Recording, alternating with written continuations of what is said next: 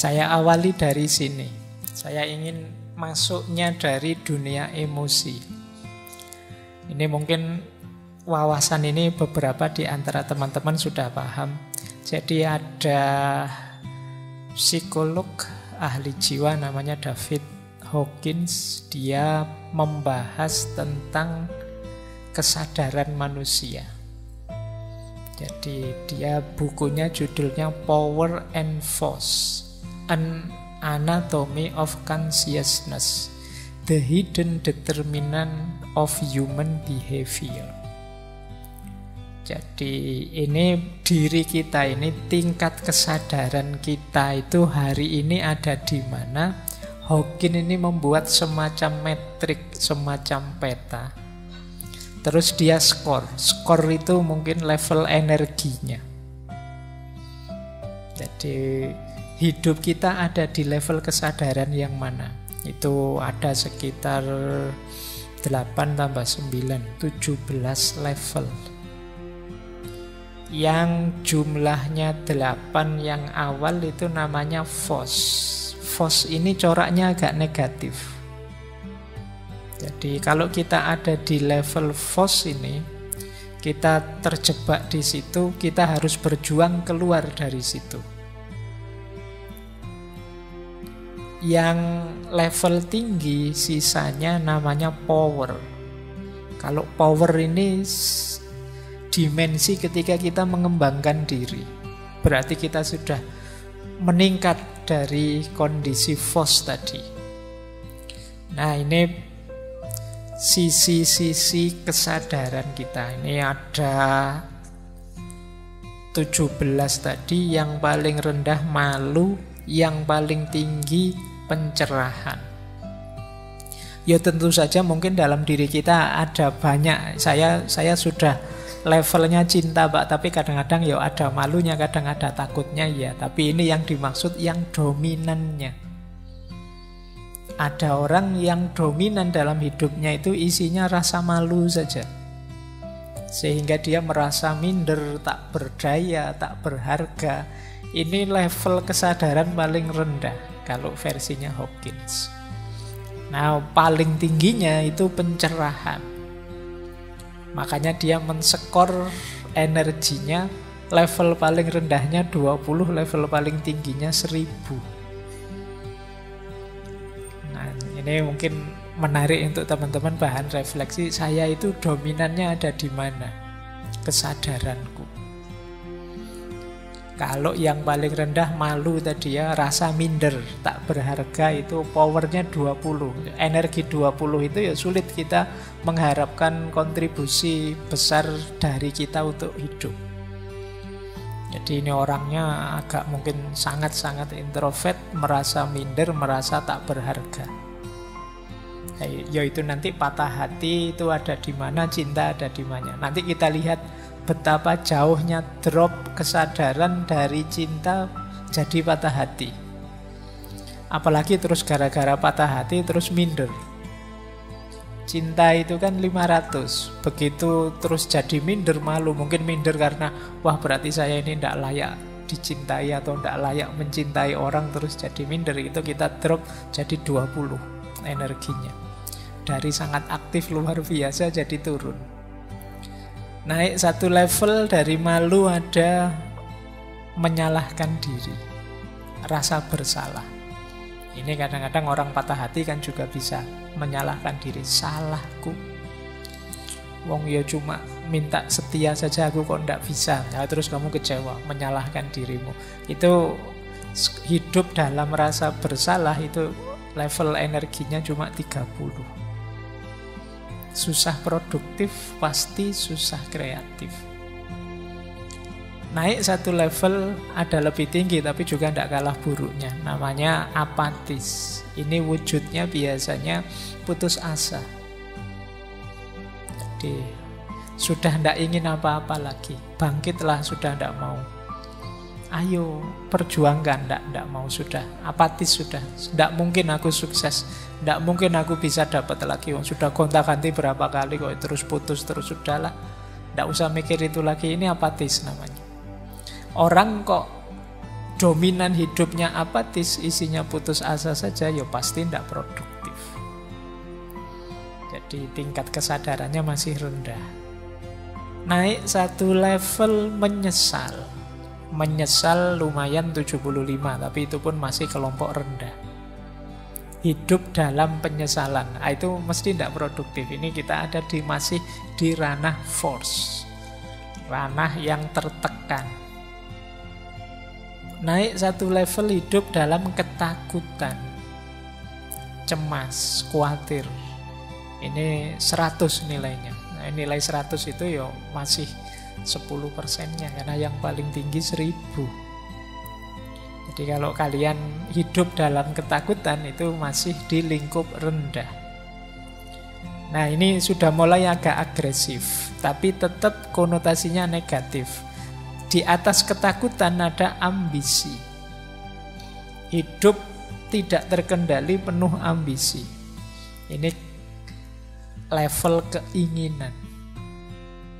Jadi orang yang hidupnya dikejar-kejar ambisi secara tidak terkontrol. Nah, ini juga masih negatif. Di atas ambisi ada marah. Marah pada seseorang itu kan manifestasi kebenciannya. Orang yang patah hati itu biasanya ada bencinya. Kadang-kadang ada juga sedikit ambisinya. Ambisi ingin balas dendam. Aku dicurangi, hati-hati saja. Tunggu saja, rasakan besok misalnya. Gusti Allah ora sare. Itu sebenarnya kan banyak yang bilang kalimat itu sebenarnya menunjukkan kondisi jiwa yang dendam. Ingin orang yang dia benci dibalas, meskipun karena aku tidak bisa balas, misi balas dendamnya aku pasrahkan pada Allah. Nah, ini sebenarnya mental-mental itu tadi, ambisi, hasrat, ingin balas dendam. Melanjutkan level atasnya yaitu kebencian. Jadi jangan dikira orang yang ngancam-ngancam pakai nama Tuhan itu sejenis kepasrahan, tapi itu sebenarnya egonya saja. Dia ingin melampiaskan balas dendam, tapi karena terkendala situasi dia tidak mampu, maka dia tunggu Allah yang membalas dendamkan. Nah, di atas itu ada lebih tinggi dari marah, benci, itu level kesombongan, harga diri, merasa diri penting, merasa diri bisa, merasa diri lebih dari yang lain. Itu nilai energinya 175. Masih di lingkup FOS. Nah, nilai energi limit itu kalau bisa kita 200. 200 itu kita sudah mulai power, sudah mulai mampu mengembangkan diri, tidak terjebak dalam ego lagi. Yaitu apa? Yang 200 ini berani. Berani itu kan sifat moderat antara nekat dengan pengecut. Jadi berani itu siap bergerak, siap maju, tapi penuh perhitungan, tegas. Ini level 100. Jadi hiduplah dalam keberanian minimal. Itu kalian ada di ranah power. Ada lagi lebih tinggi. Istilahnya Hawking itu netralitas. Meskipun mungkin arahnya pada keyakinan, hidup dengan mantap yakin. 250 powernya. Atau hidup dalam optimisme. Ini beda dengan keinginan tadi. Kalau ini mungkin terjemahannya kemauan. Optimis, tidak pesimis. 310. Lebih tinggi lagi memaafkan. Memaafkan itu powernya besar. 350. Lebih tinggi lagi berpikir.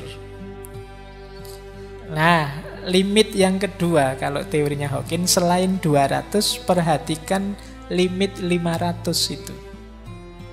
500 ke atas kita mengalami puncak-puncak tujuan-tujuan ideal hidup.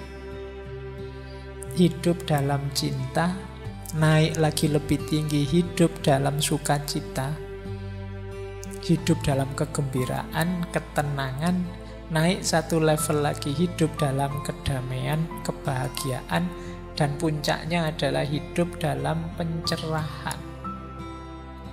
Jadi kalau pencerahan ini tidak bisa dijelaskan, sudah kita yang merasakan. Ini momen, kalau di ilmu ini momen eureka, momen wow, momen ketakjuban, momen Allahu Akbar. Itu momen pencerahan paling tinggi, nilainya 700 sampai 1000.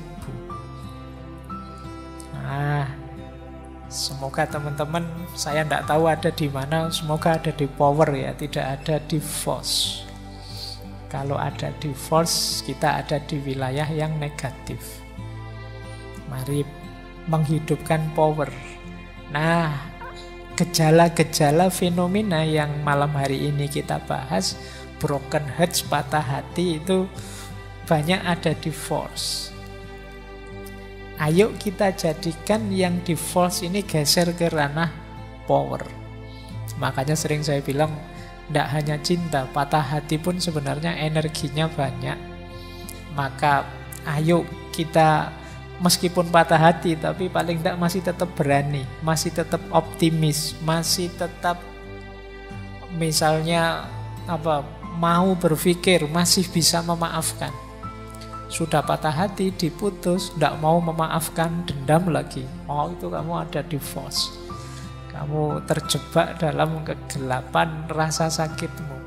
Coba kamu mau memaafkan, kemudian optimis melihat ke depan, bisa menerima, apalagi tetap tenang, bahagia. Kamu luar biasa.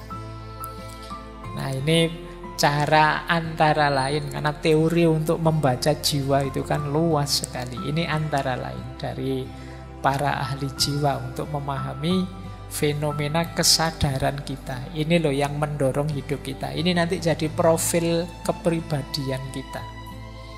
Kalian setelah ini boleh introspeksi. Pak, saya itu tipe orangnya pemikir, Pak. Lumayan. Power 400. Pak, saya itu tipe orangnya ceria, Pak. Gembira terus. Lumayan 540. Pak, saya itu hidup dalam penyesalan, Pak. Wow, itu kamu berarti ada di force level 475. Pak, saya hidupnya penuh kebencian. Kamu ada di force, meskipun nilainya 150. Nah, ini caranya begini nanti. Kalau ingin memahami level kesadaranmu di mana.